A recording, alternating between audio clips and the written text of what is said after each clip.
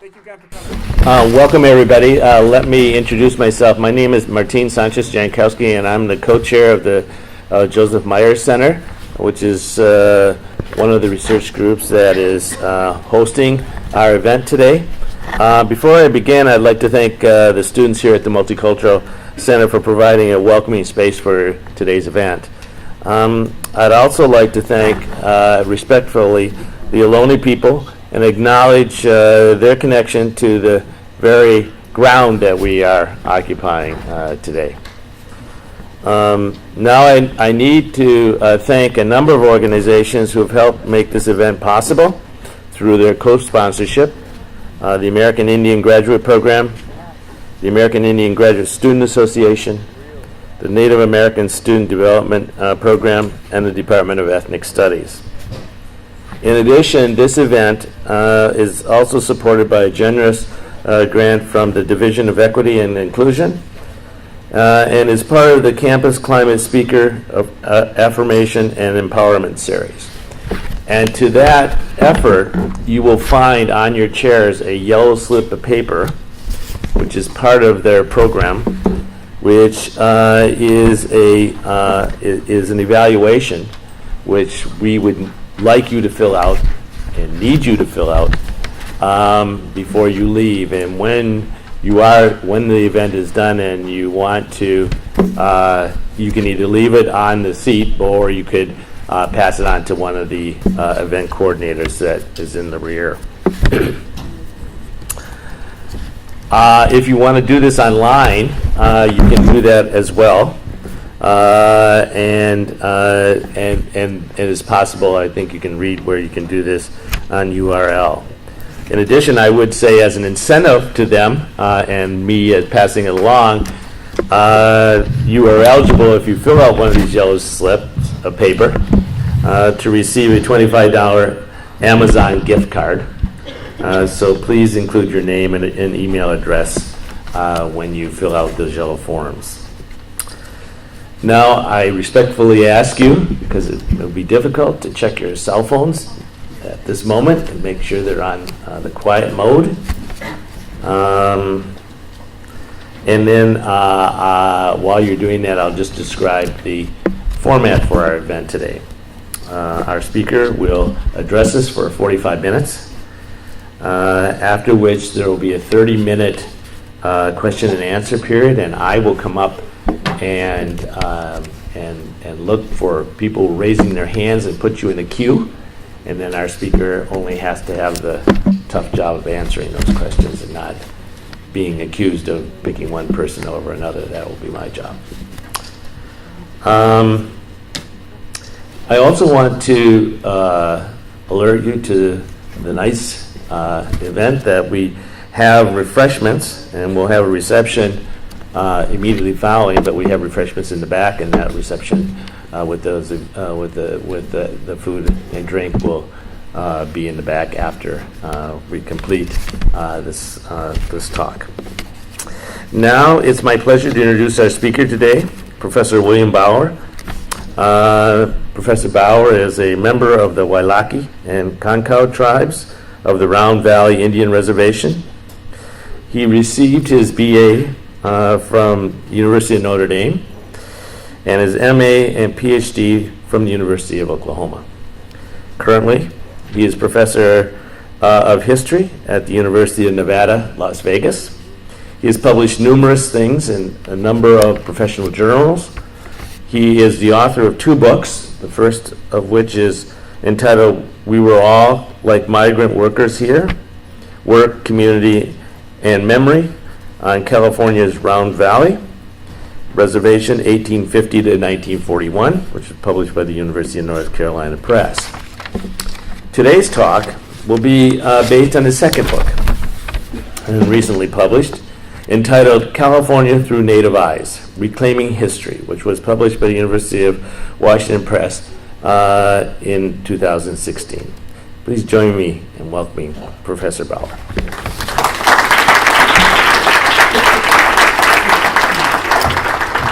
Get it higher up.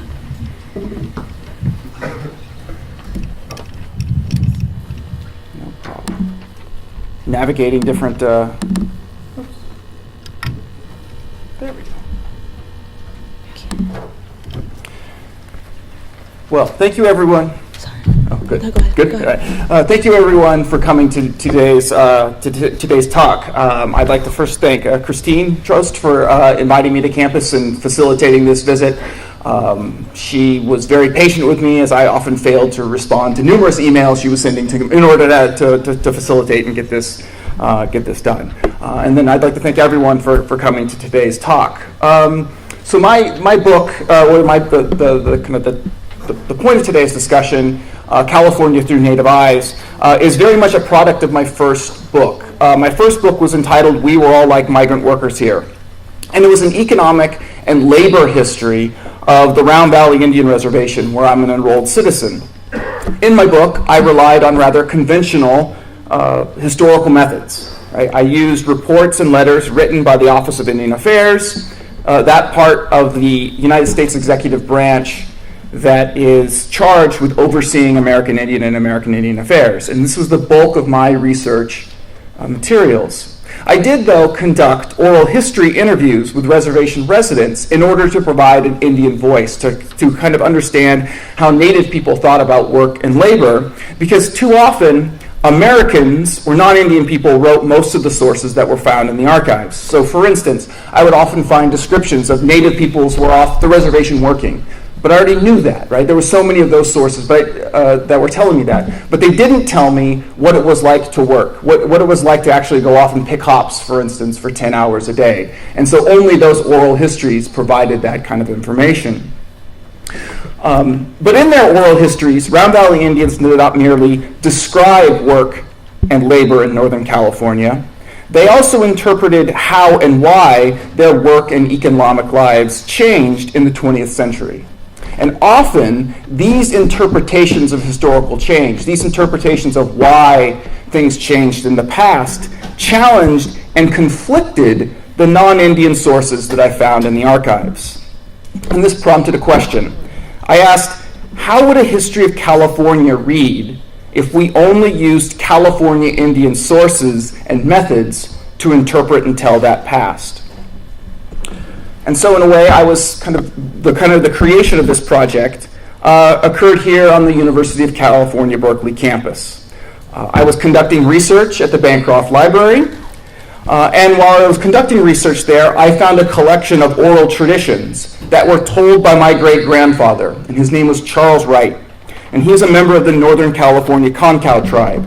And these oral traditions, and these oral histories were recorded in the 1930s. And the interesting to me, I think, is that my family didn't know about these sources. They didn't know that my great-grandfather had been interviewed back in the 1930s. My aunt, and I'll talk a little bit more about this later, my great-aunt had done the interview, but she had passed on 10, 15 years ago, so this event had been lost in our family's memory, and so our family members didn't even know anything about it. So my great-grandfather, Charles Wright, he said he was born in 1849 here at a Concow town called Coyote, which is located in the Concow Valley. And that is located north of Oroville, California. That's weird. I think it'll charge in a second. In 1863, federal and state authorities forcibly removed his family from this place to the Round Valley Reservation, located in Mendocino County. His unnamed grandmother raised him because his parents had died during the ethnic cleansing and violence that attended American westward expansion. And so in 1935, anthropologists from the University of California, Berkeley, hired Charles Wright, by now an elderly man, to work on a New Deal-era public works project. Wright was hired by anthropologists to share ethnographic information and oral traditions. And I think very often the prompting for these projects was to learn about the pristine past of Native peoples. And so one of the first story that Wright tells is called he called it the story of Jesus. Jesus, according to my great-grandfather, could kill 1,000 geese with one throw of his slingshot. Jesus destroyed all of the evil men in the Sacramento Valley. Jesus then traveled north. He He entered into a gambling game with his enemies. Jesus defeated his enemies and took out their hearts. And Jesus persuaded Snakehawk to carry him back to where Chico, California is now, where Jesus threw those hearts into a pond. And then the next morning, Jesus could hear people laughing and talking down by that pond. Jesus named the different tribes, and he sent them away from that place with a language of their own. I know what you're thinking, right? This is the story of Jesus that you're most familiar with, right? Well, scholars have dismissed oral traditions like this as folklore or fable. They're either ahistorical or part of a vanishing culture. But I would argue that during the Great Depression, Concow people and other California Indians, like my great-grandfather, used oral traditions such as this one to narrate an alternative version of California history, one framed by their sources and their ways of understanding the past. So in their history of California, Indigenous people reclaim the past, the present, and the future for California Indian people. And so for me, this project worked on two levels. Actually, I'll go to this slide too. You can kind of see the Maidu Concow homeland, which is over there. It's, if you can see kind of right above the map, Oroville and Chico, the Concow homeland. And then if you look over to the Yuki territory on the far right of the map, and you see Covelo, that's where the Round Valley Reservation is located today. So in terms of sources, right, Concows use their oral histories and their oral traditions to narrate California history. And by oral tradition, I mean both content, the types of stories being told, and how people transmitted and shared that content. So oral histories and those ancient stories are included in oral tradition, so that the story of Jesus that I already shared with you, as well as Wright's own personal oral history, right, his own telling about his own life, are all part of Concow oral tradition. But these stories are also shared within Concow knowledge systems. Concows, in this instance, controlled how they shared these stories. They shared them within an oral culture. Wright and other Concows communicated their stories to family or fellow tribal members. So as I explained earlier, right, Charles Wright told his story of Jesus and several others to his daughter, whose name was Eva Peters, and Eva then transcribed them into a notebook. She then gave that notebook to the anthropology student from Berkeley, and then it eventually was placed here at the Bancroft Library. This California project then differs widely from the more famous WPA slave narrative. So in the 1930s in the South, there was a project where people would interview former slaves about their experiences under slavery. The difference, though, between these two projects is that under the WPA slave narratives, white men often were interviewing African American people. And so this set up kind of a situation in which sometimes the descendants of former slave owners were interviewing literally former slaves. Right? We can kind of see in those instances that the power relationships are kind of widely unequal in those instances. That did not occur in this California project. It is California Indians sharing their information and their knowledge with other California Indian people. I would say, too, that these oral narratives kind of adhere to a different way of history, a different way of understanding the past. Concows told a place-based history of California. And this place-based history of California functioned on several levels. On one level, places act as anchors of memory, or mnemonic devices that help the people remember the past. So if you hear a story about a specific place, you go or see that place, you're reminded of the story. So the land itself kind of serves as a repository for knowledge. On another level, place and place names structured how Concows told their oral traditions. Oral traditions might begin or end with a place name or refer to a specific location. So Austin McLaine, another Concow man, who was 81 years old in the 1930s, he concluded his story about the young man who went north to gamble this way. He said, quote, "There's a hole in the rock and a footprint on each side of that hole. This can be seen today on the east side of the valley, in Butte County, about 10 or 15 miles east of Durham. And after he killed the deer, he took the heart out and took it home, and he destroyed it. And since then, there's been no more evil deer. This ends the story. So he ends that story by referencing a specific place that he could go to in the 1930s, visit, and think about that narrative. So within the story, too, place structures the narrative. Oral narratives followed topographic markers, not chronological ones, as we understand in kind of Western history, right? Historical events proceed from place to place, not date to date. It matters not when an event happened, it mattered where. And here, past and present intermingled in oral traditions in place. Wright and McLaine knew exactly where their stories took place. They could visit those places in the 1930s. And those places not only mattered in the past, but they mattered in the present as well. And in this way, right, Concow history is visual. By telling oral traditions and emphasizing place, Concow's asked us to see history from their perspective, to literally see it from their perspective. To see from a Concow perspective is to understand the way in which the land, humans, and animals were all interconnected. To understand how the land itself offers resources, knowledge, and home space. You walk into the Concow homeland, you see their places, you remember their history. And so one of the questions that I ask myself, or I'm asking tonight, is that when Concows told their histories of places, what did they want the listeners to literally to see? And I think one of the things that they wanted their listeners to see was that they wanted them to see an alternative narrative of California, to challenge the so-called California story. Concows challenged prevailing historical narratives by telling their oral traditions. Settler societies, such as the state of California, had developed histories that justified the process by which they occupied and stole indigenous people's lands. In Northern California, right, the year 1849 and the California Gold Rush represents the moment and San Francisco represents the site of California's creation. Amateur and professional historians saw the root of California's greatness in those hardy pioneers and miners who sloshed dirt and water around in pans in the often unsuccessful search for gold. For those writers, the gold rush tamed the wilderness and produced modern capitalism. The miners themselves demonstrated the core virtues necessary to lead a nation, including bravery, nobility, and sacrifice for the common good.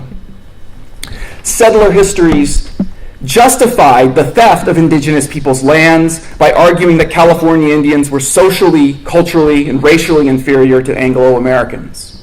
California historians chastised indigenous people for failing to modernize California. Rather than scouring the mountain streams for gold or developing California's agricultural bounty, California Indians seemed content to live off hunting and gathering before the Spanish or Americans arrived. Historians argued that California Indians failed to put in the work of civilization, so it was best that settlers wrested control of the state from them and properly used the lands. And settler historians used depictions of California Indians as vanishing, inferior, and economic failures to justify the extermination of California Indians. Hubert Howe Bancroft, for instance, argued that California Indians were incapable of defending themselves. In other words, he argued, it was their fault that settlers massacred them. California's creation required that non-Indians exterminate the state's indigenous population through either assimilation or genocide. And so California Indian oral traditions reclaim historical narratives by deliberately criticizing settler historical stories. And sometimes they're quite explicit. Lassick Lucy Young concluded her story, her oral history, by criticizing how settler historians ignored the way settlers treated indigenous people. And she said, quote, "If you could only know the truth of how the Indian," I lost it, "has been treated since the first white man came into this part of the country, it would make an ordinary man shake and shudder. I would like to tell you the whole story from 1846 up to the present date. I'm afraid it would not be allowed to be put in print." And so in this statement then, Lucy demonstrates that she's aware of how settler historians like Hubert Howe Bancroft erased and misrepresented her past. Lucy understood how her narratives of the past, her knowledge, could challenge, perhaps in a dangerous way, those settler narratives.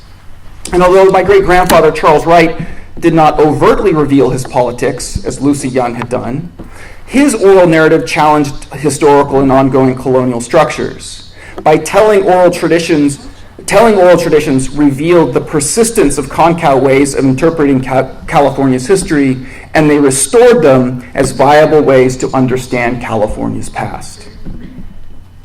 California Indians reclaimed California in three ways. First, oral traditions reframed California's past. And secondly, California Indians reclaimed places from which they had been ethnically cleansed. And finally, California Indians offered hope and a path for the people to follow in the future.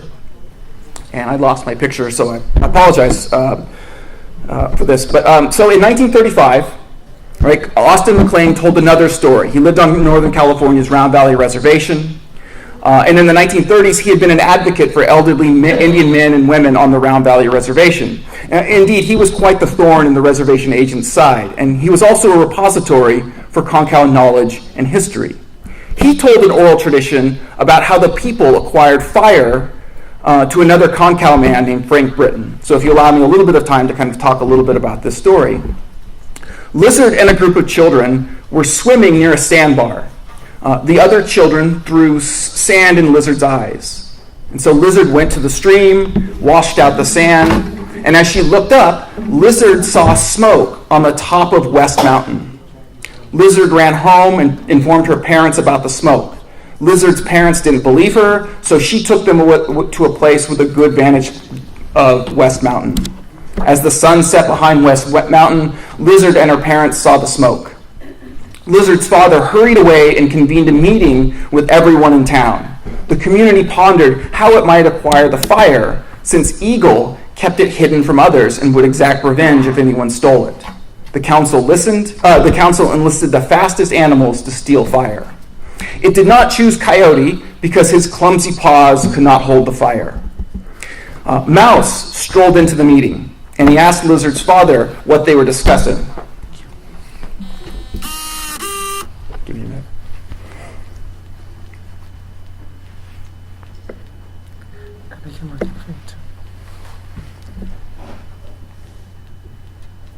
As usual, right? Technology gets you.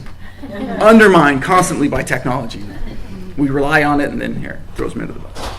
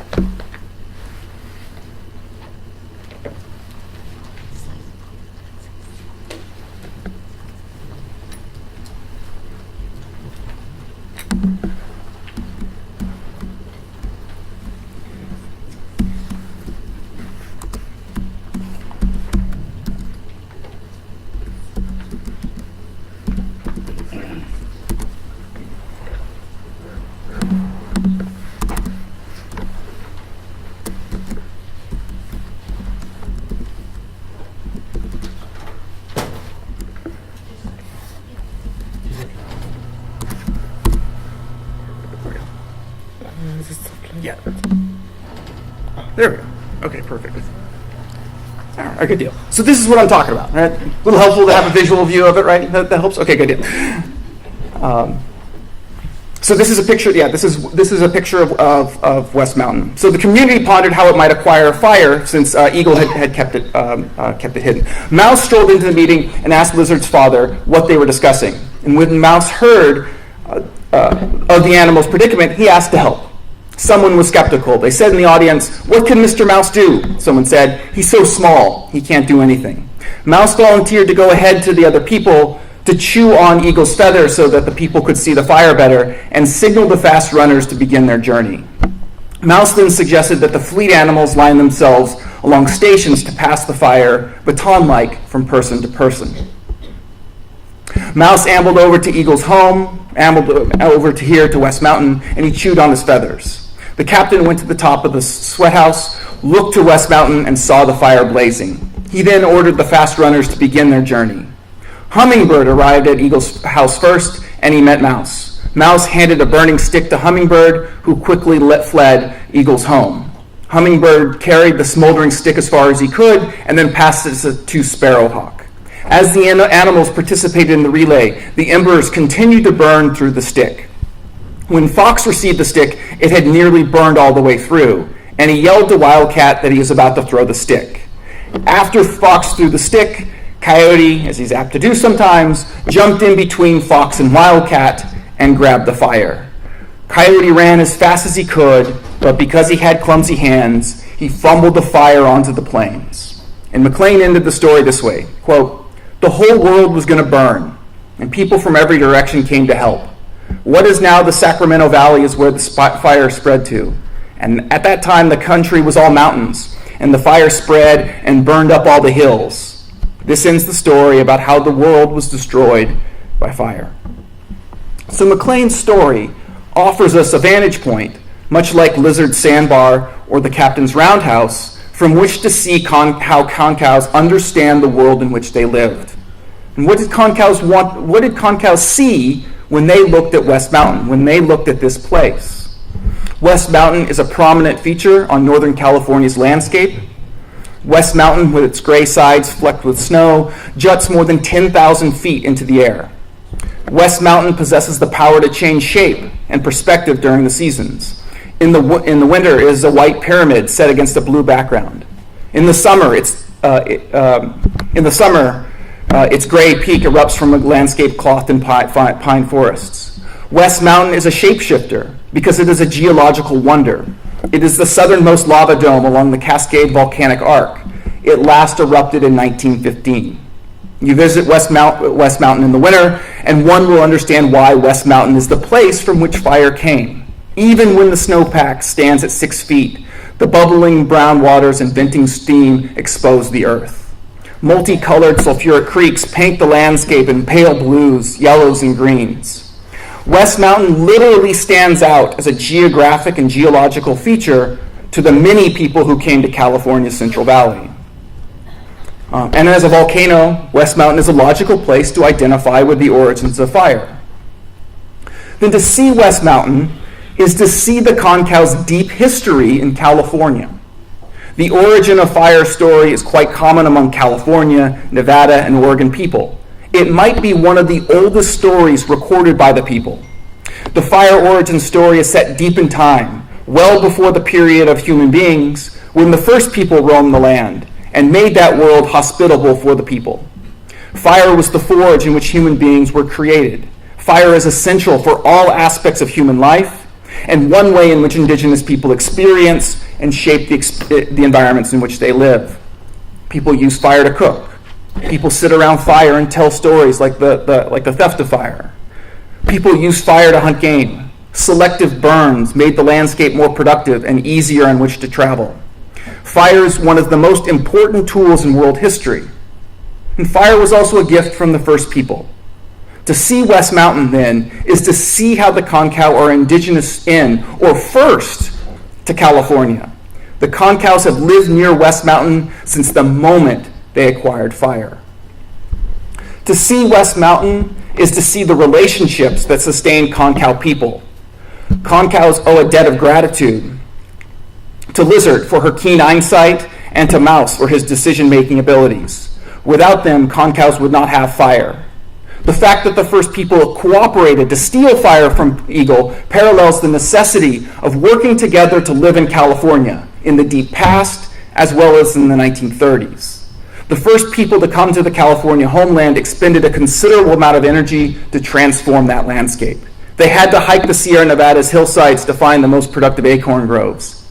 They found the best places to find materials with which to hunt and to fish. In the 20th century, Concow men and women continued to work hard, picking hops, tending livestock, working on New Deal public works projects to sustain and persist.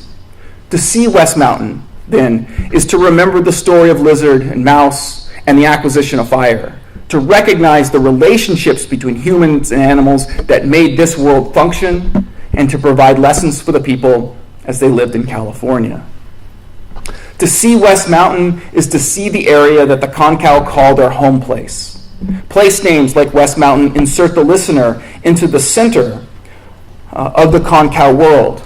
The place name itself possesses a directional component, West Mountain, that positions Concow south and east of this place.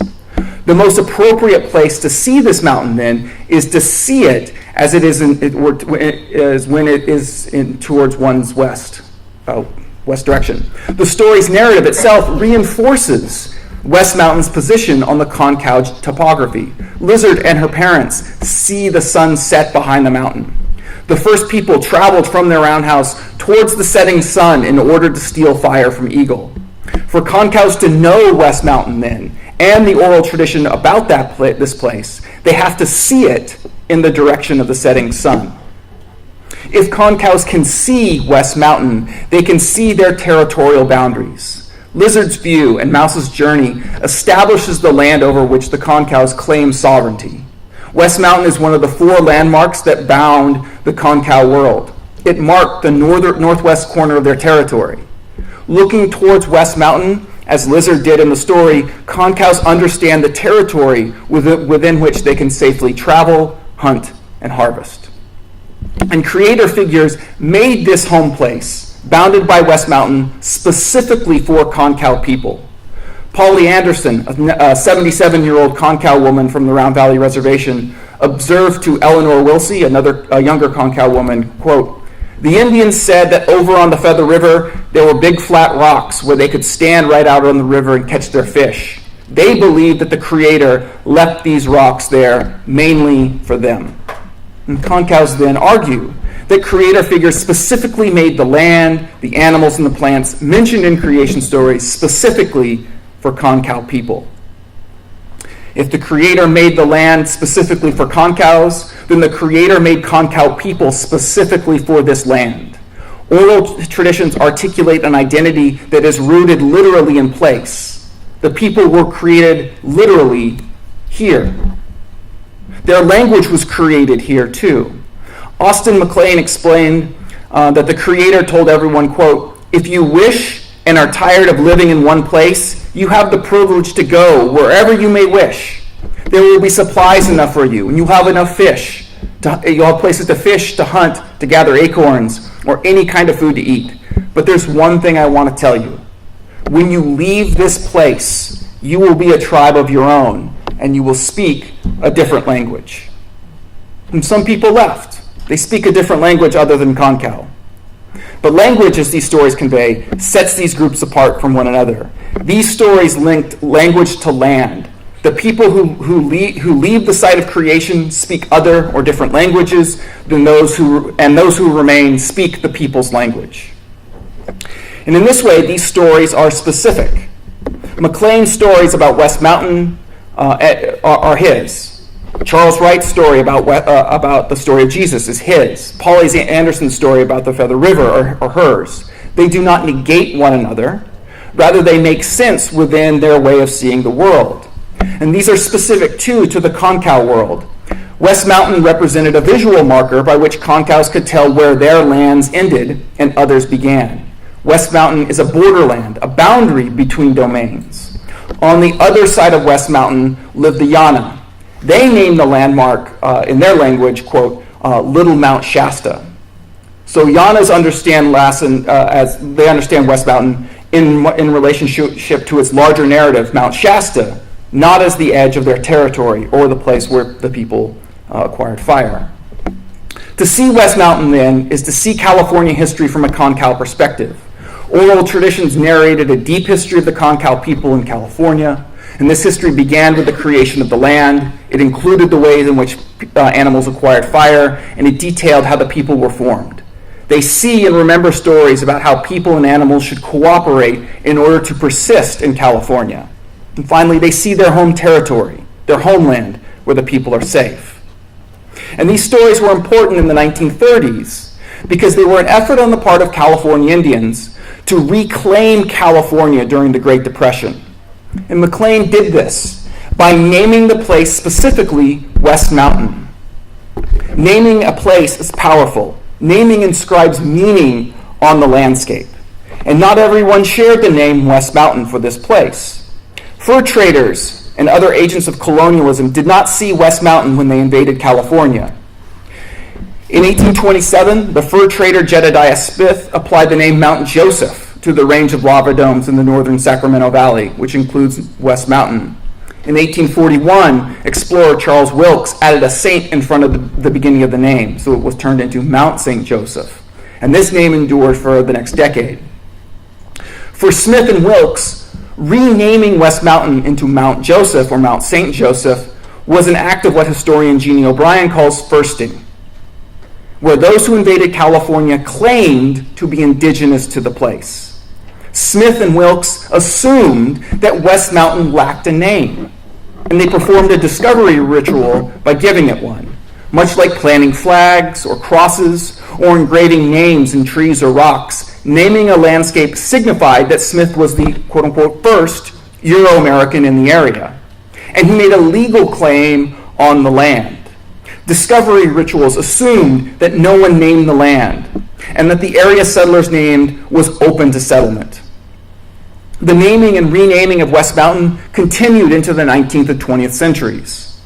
In the 1850s, settlers renamed West Mountain after Peter Lassen, a Danish explorer who guided overland immigrants into the northern Sacramento Valley, and that name stuck. In 1864, the state of California designated the area surrounding the peak Lassen County. Here, then, settlers commemorated Northern California's pioneer history, naming the mountain after someone who was allegedly, again, first in the region. Settlers connected West Mountain to the supposed trailblazers who transformed the wilderness.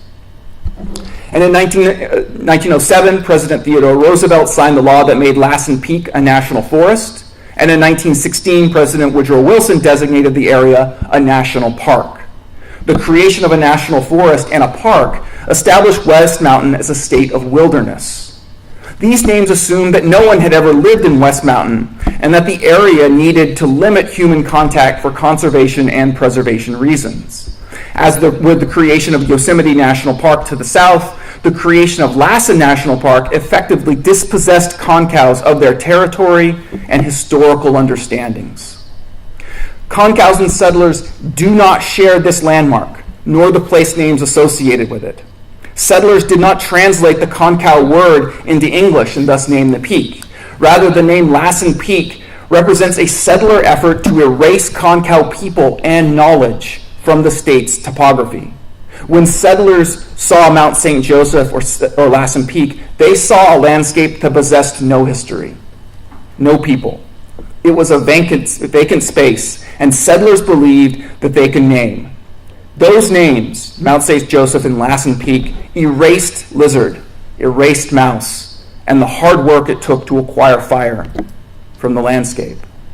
So by telling an oral tradition of West Mountain, Concows reclaimed the Sacramento Valley as an indigenous space and place. Their place names still resonated, still had meaning in the 1930s. And telling the acquisition of fire or the creation of people is a subversive act attempting to limit the reach of colonial practices. Claiming the Sacramento Valley was slightly surprising, for in the 1930s, Concows could not see West Mountain anymore. The sun no longer set behind West Mountain, thus illuminating the pillar of smoke for a lizard to see more clearly. Concows could not see West Mountain, for they, and many northeastern California Indians, had been ethnically cleansed from their homelands during the American Civil War. They had been forcibly pushed beyond their borders into the utterly unknown territory beyond the mountains. So oral traditions enabled Concows to retain connections with their homelands from which they had been removed. Austin McLaine's oral tradition then brought Concows back to the homeland, back to the site of creation. And these oral traditions looked forward as much as they looked backward. Recall that in California, if not parts of North America, many historians and other non-Indians argued that California Indians were a disappearing or vanishing people. And Concows, though, understood this differently. They understood that they had a future and that oral traditions offered a path for them to follow in the to follow. During the Great Depression, Concows and other California Indians were embroiled in a lengthy court battle with the United States, which did not conclude until the 1960s. In 1851, 3 Indian agents or commissioners signed 18 treaties with California Indians, which recognized Indian title to more than 8 million acres of land. In 1851, Concow signed a treaty at John Bidwell's ranch, which would have reserved 227 acres for a reservation. Clearly a smaller portion of their homeland, but one in which they could still see West Mountain. California settlers opposed the treaties, and the United States Senate refused to ratify the contracts. Instead, the Senate discussed the treaties in a secret session and deposited them in the basement of the United States Capitol. In 1904, 2 Senate clerks inadvertently found the treaties and reported their discovery to the Senate. And in January of 1905, the United States Senate finally removed the injunction of secrecy on the treaties, and they entered public knowledge. For 2 decades, California Indians and non-Indians lobbied Congress for a fair conclusion to the treaties. And in 1928, the lobbying produced results. Representative Clarence Lee of Lake County introduced Resolution 491 to the United States House of Representatives, which authorized the state of California to bring a lawsuit against the United States for its failure to ratify the treaties and compensate California Indians for their lost lands. Concow oral traditions bolstered the people in their endeavor to these legal struggles. The story of the acquisition of fire highlights 2 diminutive, if not powerless figures, Lizard and Mouse. Lizard's peers bully her. The first people in the roundhouse openly doubt whether Mouse can help in such a dangerous endeavor such as stealing fire. Listeners, though, should not doubt or accept at face value the powerlessness of these 2 people. They possess actually rare power. Lizard is the first one to see fire, though no one believes her. Mouse uses his powers and skills to evade Eagle's detection. Indeed, the first people probably couldn't acquire fire without Mouse. These first people, at first outside the norm of community, do something quite powerful. They transform Concow culture and history. And what better lesson to leave one's audience in the 1930s as Concow people were battling the United States for final compensation of their treaty rights. And Concow people continue these types of efforts today. Every September, people from the Round Valley Reservation hold the annual Gnome Cult Walk, in which they begin in Chico and they spend a week walking the 150 miles from Chico to the Round Valley Reservation as kind of a memory of what had happened during the American Civil War. So the young lady with her back to you with her green shirt is my daughter. So in the 1930s, Concows and other California Indians used oral traditions to reclaim the past, present, and future of California. By telling an oral tradition about West Mountain, Austin McLaine asked us to see California's history from a Concow perspective. Concows possess a deep history in Northern California, dating to the moment where the first people acquired fire. They needed relationships to subsist and survive in their homelands. They controlled space and place in California. And they also invested alternative meanings in California's landscape. Settlers named and renamed California's landmarks, like West Mountain, because they believed that no one had a history there, that California was a vacant space for settler colonialism. And finally, they denied that California Indians lacked a future. As California Indians fought for land claims, they could rely on their oral tradition and past for positive lessons going forward. And the pathway, I think, to knowing California history lies within California Indian communities. California Indian communities possess sources, like oral traditions, necessary to tell California history and the ways of knowing necessary to interpret that past. More than that, though, I think we can find empowering narratives of California history, ones that will guide California Indian people into the future. Thank you.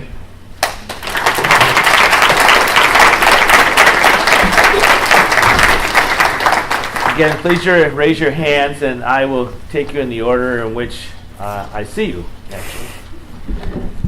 I know most of the settlers were Protestant, but did the medieval Roman Catholic doctrine of discovery play any part in the capture and just taking the land per se.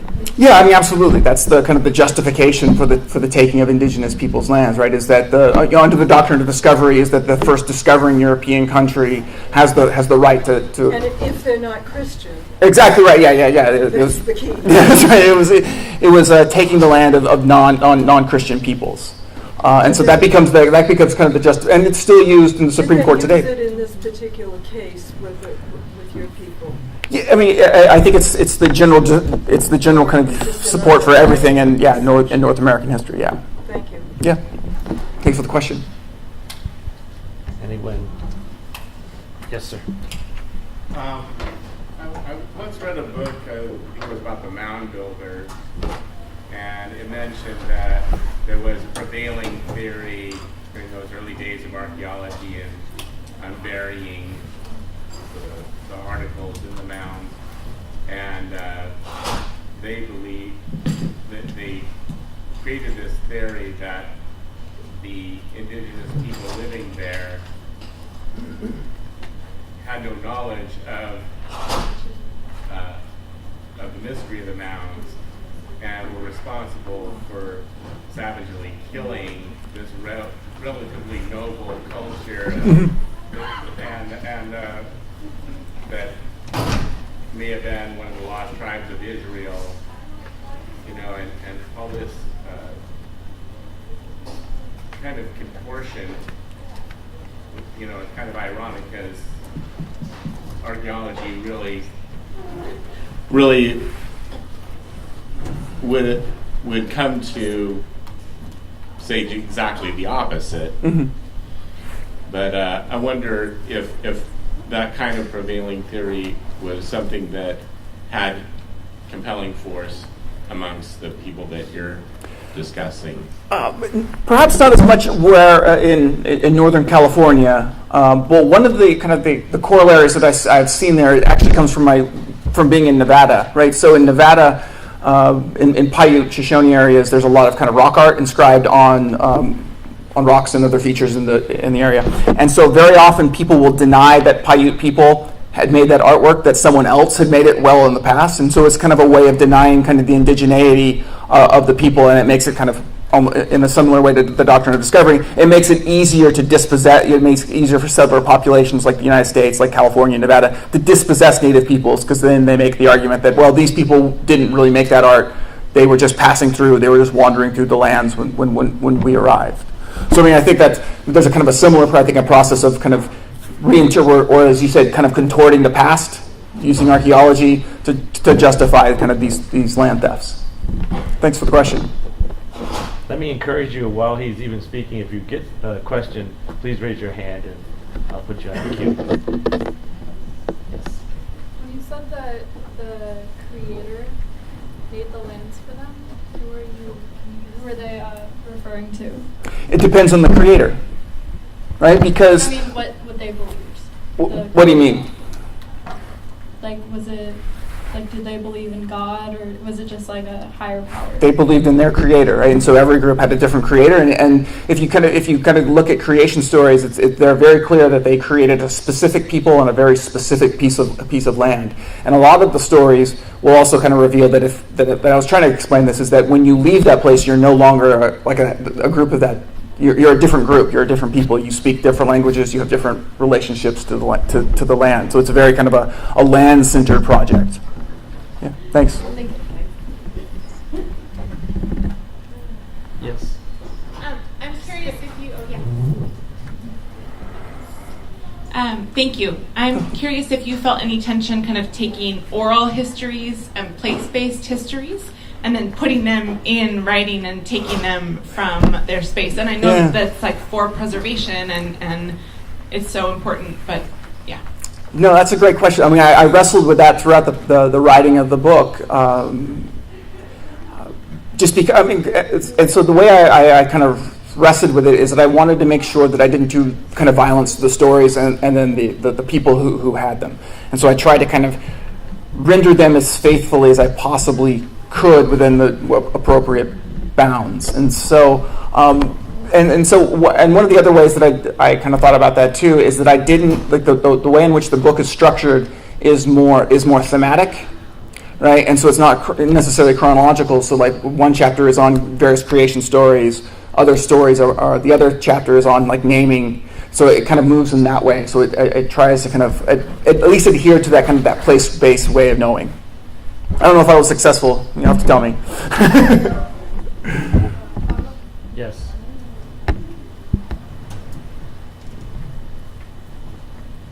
Yeah, kind of along the same lines as that question, I was curious how you felt about like the use of the English language and kind of, I mean, obviously it being the colonizers' language, and I would kind of, you were saying too, like with the idea of like places having names prior to colonization, and I mean, I would think that, you know, using even an English translation of an older name would be preferable to like naming it after a new colonizer, but I was wondering your thoughts on even using an English translation for a name that was in a native language. Yeah, that's great. That's another thing that I had to kind of constantly deal with when writing this. Because in one way, so I'm using the language that he himself, like Austin McLaine, used to tell that story. And so if we kind of think about it, is that like, even the name West Mountain isn't really kind of the Concow name for the place, because Concows wouldn't have a understanding of west.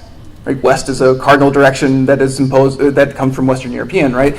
Concows would have a different understanding of that place. And so one of the things that I think he was doing was making it kind of legible for his audience. And so I think that's why he employed the name West Mountain. And then so I didn't want to undermine kind of the thought that he put into that story. And so that's why I used in this discussion West Mountain. In other contexts, though, native Californians use their own language to name places. So I found that most prominently among Pomo storytellers, is that they were very clear about naming places in their own language, so that they would be speaking in English, and then when they talked about a specific place, then they would name it in their own language, and they wouldn't even provide a definition. They wouldn't then translate that English name that Pomo name into English. They let that sit, and I thought that was a strategic effort on their part to do that naming practice. And and to kind of support that too, is it's very clear, like reading through these things, is that the storytellers were very deliberate about what they told and then the order in which they told things. So, for instance, in one interview with a gentleman, he began it saying, "Well, it's this morning. I'm going to tell you about the story that I've been thinking about all morning." And then he told that story and it ended. And then the next interview was, "Well, I'm thinking about this story today, so I'm going to tell it." So I think, the people, when they're telling these narratives, they're crafting them purposefully. And so when I was thinking about that naming practice, I tried to kind of allow the speaker to kind of make those choices and adhere to their choices that they were making. Thanks. That's a great question. Thank you. Yes.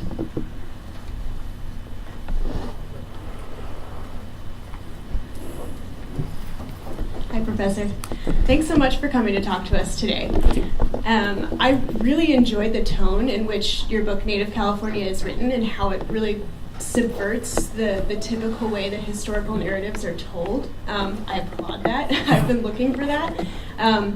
And I am a history major who hopes to teach college students one day, so I guess I'm wondering, in the way that you, Professor, how do you teach your classes? Do you get to teach it from an Indigenous perspective and through an Indigenous lens and deliver the narrative in a way that subverts that sort of national telling of history? And if so, like, how do you do that? That's the goal, right? That's the goal that I try to do it in class. And actually, so one way in which I do it is that I begin with stories about places. And when I teach an American Indian history class, I often do it that way. And then when I teach the history of the American West, which it's always been kind of there's always the tensions about Western history and the kind of the mythologies of the American West. I try to kind of decenter the West by deliberately beginning with a place and telling a story about a place. And so again, kind of decentering from time and thinking more about location. So that's one way in which I try to do it in the classroom. And the other way that I do it is I, unsurprisingly perhaps, I use a lot of kind of oral history, oral understandings of the past, and I try to kind of get people to kind of think about, how do Native peoples kind of understand, if we think about place, and we think that if we understand that history is rooted in place and knowledge is rooted in place, what does like Indian removal of the 1830s really mean? Right? Yeah, I mean, there's the trauma of losing family members on that trip, but there's also the trauma of literally being ripped from your library, right? Ripped from the site where you were created as a people, and what is that really in, and the kind of the consequences to that. So, thank you, appreciate it. There's a little lag time between the hand being raised and Christine getting Well, thank you. the microphone. I just kind of want to piggyback on what you just said, is that our origin stories are our identity, and that's how we know who we are, through these origin stories. So thank you very much for sharing that. Thank you. Appreciate it. Thank you.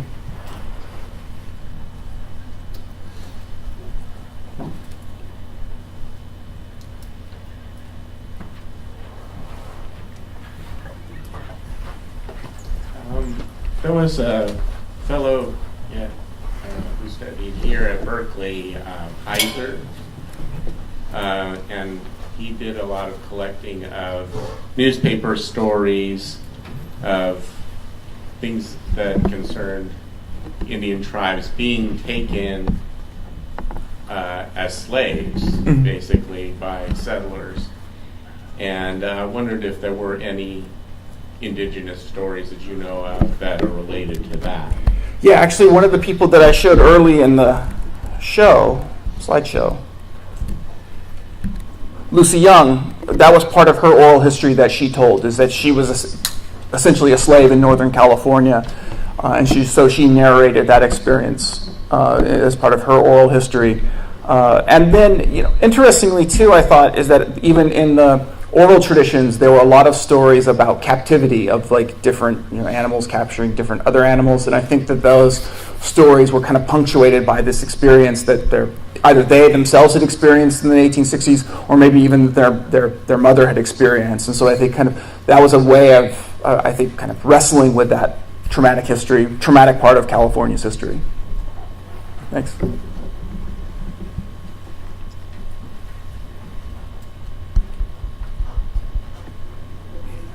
Hi, thank you for your book. It was required reading for my class on California Indigenous history, literature, and art this semester.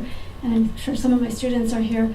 But I would like to hear you say more about the complexities of translation via removal from a particular homeland or land base.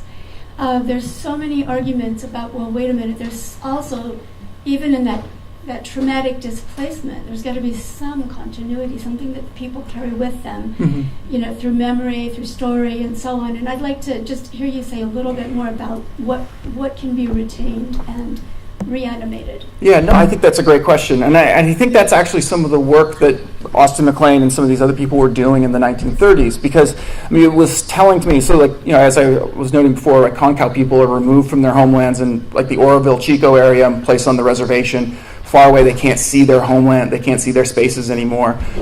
But looking through their oral traditions, the things that they chose to share, they only chose to share stories about the Sacramento Valley. That was the only thing that they talked. There was some oral histories about their own experiences and that sort of thing. But when they talked about oral tradition, it was all centered in the Sacramento Valley. And I think that's a way of reclaiming that past and making sure that their children or their grandchildren knew about those places and the meanings that were inscribed on those places. And so, when people left and went over to the Sacramento Valley and they saw West Mountain, they would remember that story and retain that knowledge. And so I think it was a very kind of strategic effort on their part to tell those stories and make sure that knowledge persists, right? So the stories don't, and then making sure the stories are then kind of retold and carried on for future generations, right? That's how an oral culture works. We have our repositories of knowledge, and then they train younger people to also do that. So thank you. Thanks again for speaking. You mentioned 3 ways that we can kind of reclaim California history. One was through stories, place, and then hope and a path to follow. And I was kind of curious, your perspective of how the third one looks, like the hope and the path to follow. Of course, you can't speak for all No. people, but what does that look like modern day, and like how do we see and view compensation for whatever has been done? Yeah, that's a good one. That's a tough question. You're putting me on the spot today. No, I mean, I think that obviously there's going to be room and more space, for, at least from a California native perspective, right? There's a lot of room for healing, right? But I think kind of the lessons that we learned from those oral traditions is kind of finding kind of support within our own systems of knowledge to kind of carry those efforts forward from our own perspective, right? I mean, yes, the state of California can make a lot of efforts and do things, but I think, again, it's what are we as California Indian people going to do to, go forward, right? To work together like Lizard and Mouse did, so. A lot of room to go. I mean, it's the same thing in the 1930s, right? These stories are saying they want a positive story going forward or kind of hope going forward. And then there were bumps along the roads in the 1930s, right? Again, like the court case isn't settled until the 1960s. The 1950s, California Indian rancherias are terminated by the federal government. And so, I mean, there's still that kind of uneven movement, even for them going forward.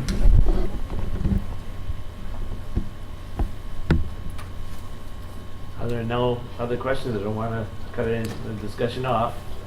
I've stunned them into silence tonight. Well, if there are none, I want to remind you of two things. First, please fill out the evaluations and deposit them. Either just leave them on the chair or give them to someone in the back who will collect them. And secondly, you're all invited and all welcome to the reception that immediately follows. That's in the back of the room. And now, please join me in thanking Professor Bauer for a wonderful. Thank you.